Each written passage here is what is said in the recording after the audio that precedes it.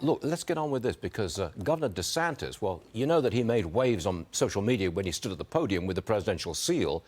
Well, his wife, Casey, is reportedly leading the hurricane relief effort.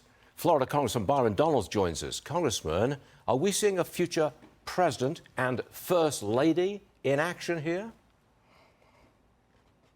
Oh, yeah, it's very possible. There's no doubt about that. Listen, Governor DeSantis has been a leader. Everybody sees it. Even Joe Biden had to acknowledge it 2 days ago. He has pulled the trigger, and it's not just during the recovery here in Hurricane Ian. It's even with how he managed the state during COVID-19. He's done a phenomenal job as our governor. And so I think that if voters decided that that's what they wanted, he would absolutely, make the seal come true. Fort Myers, parts of Naples, that's your constituency. That's where the damage has been worst. A lot of the people that we're seeing have lost everything. Where are they going to get the money from? Where do they get any money from? Any idea? Well, there's going to be a number of things that are going on. So there's obviously the FEMA individual assistance. FEMA is actually in communities right now, walking, knocking doors. People actually can get FEMA assistance right now. Then the Army Corps of Engineers, they have Operation Blue Roof for people who want to get their roofs tarped. Go to blueroof.us, blueroof.us.